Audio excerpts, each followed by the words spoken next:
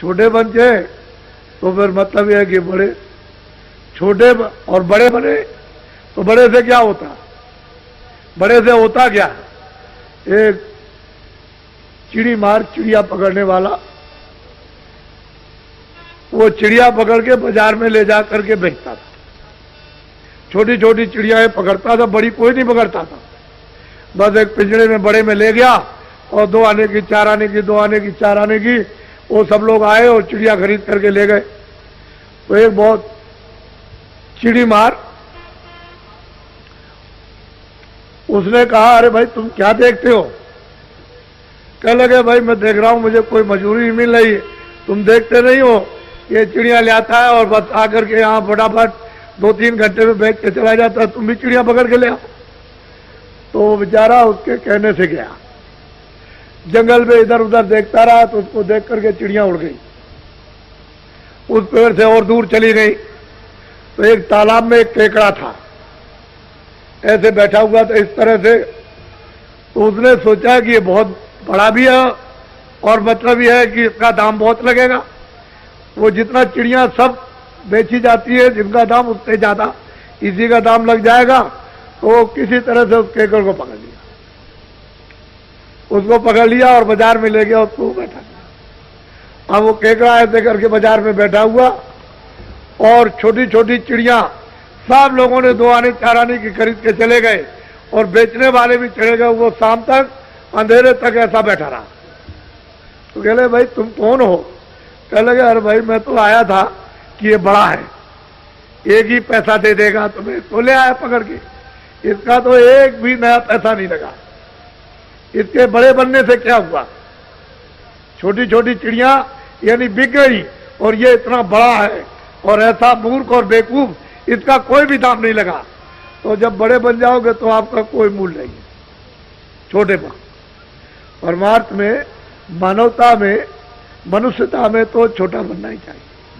और छोटे बनते हैं तो क्षमा करना, अंग्रेजों के राज में जब लोग सेठ साहूकार मंडियों से जब अनाज खरीदते थे, जैसे चना है, तो मुझे एक मुनि मिले कि आप कहाँ रहते हैं? कह लगे मैं तो बनारस रहता हूं, मैं यहाँ अनाज खरीद रहा हूं। क्या खरीद रहे? कह लगे मैं चना खरीदता हूं, मद्रास में भेज रहा हूं। तो मैंने उनको 2-3 दिन ये मेहनत करते देखा, कभी 1000 बोरा, कभी 2000 बोरा, कभी 4000 बोरा रोज मतलब है खरीदे, और रोज मतलब ये कि वो ट्रेन से भेजे। तो मैंने एक दिन उनसे पूछा, मैंने कि मुनीम जी ये बताओ कि इसमें मुनाफा कितना होता होगा?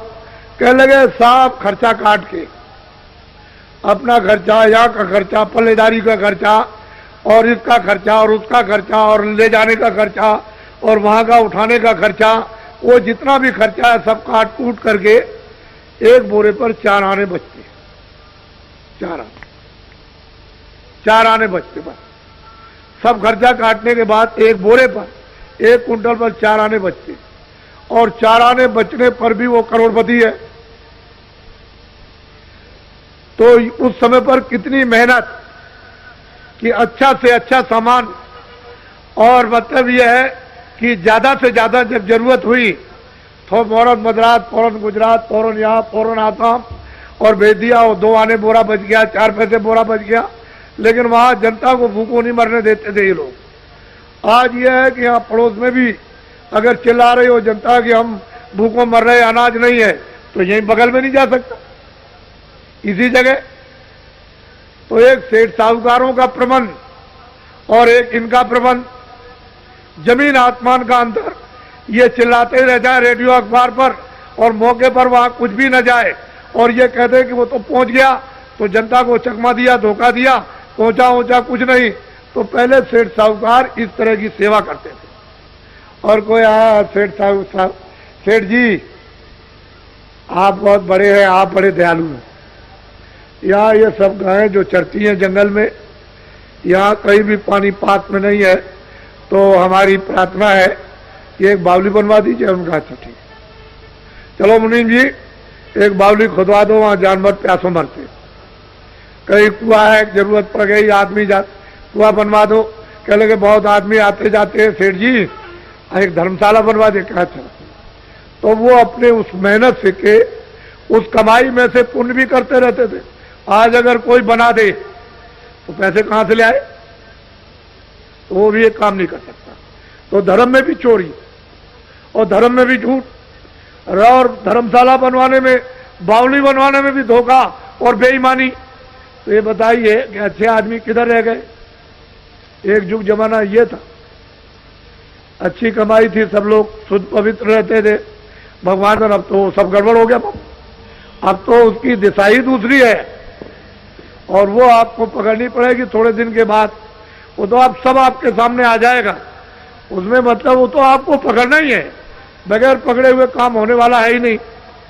तो इसलिए उनको भी इज्जत मिलता था, कीर्ति होती थी और वो भी समझते थे कि मेरी मेहनत में से कुछ लोगों की सेवा हो जाए, जनहितों की, तो अच्छा है।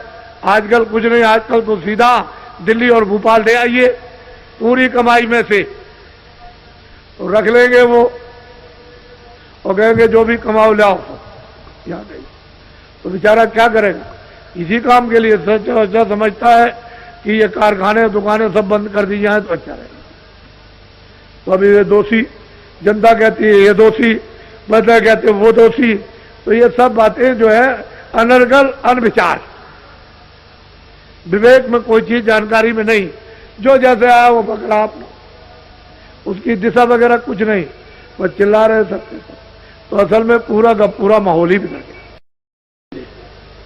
अब धीरे धीरे आपको इस तरफ लाया हूं और इसमें ये चीज वहां तक पहुंच जाएगी, जंगलों तक। अब ये जंगलों के लोग भी चल पड़े और अपने आप को बदलने लगे।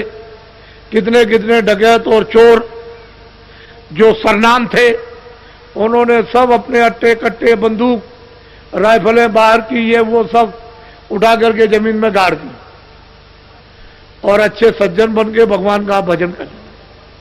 तो कहने लगे मुझे महाराज अब कुछ नहीं करना, मैंने जो कुछ भी दुनिया में किया था सब कर लिया। अब तो मुझे अपने किए हुए की क्षमा याचना करनी है, पश्चाताप। अब मैं ये काम कभी नहीं कर सकता। जब मेरी समझ में नहीं था, मेरी समझ में आया। अब मुझको मतलब ये कुछ अंकुर, कुछ बुद्धि विवेक में आया, ये मनुष्य शरीर जो कुछ रह गया उससे कुछ काम कर लिया। तो कितने चोर, कितने डकैत बदल। ऐसा मत तुम्हारे बीच में से उठा ले और तुमको लेके चले जाए और आप कुछ नहीं कर सकते। ऐसे लोग यहां बैठे हुए यहां पर, और अब साधु हो गए। कुछ नहीं, अब उनको तमाचा भी मार दो, कुछ नहीं, नहीं तो उनको जरा कड़ी बात कर दीजिए तो बस समझ लीजिए कि आपका लापता हो गया, पता ही नहीं लगेगा। तो ऐसे ऐसे लोग बदल गए और अब साधु, सज्जन, दयावान कि दूसरे की तकलीफ को देख के बर्दाश्त नहीं कर पाते। पहले क्या थे और क्या? तो ये तो हमेशा परिवर्तन होता है, कोई आज का कोई प्रमाण नहीं है। ये तो पहले के भी प्रमाण है, अब भी है और आगे भी रहेंगे। तो बहुत परिवर्तन हुआ। तो ये तो आपको उसका भगवान का आशीर्वाद मिल गया।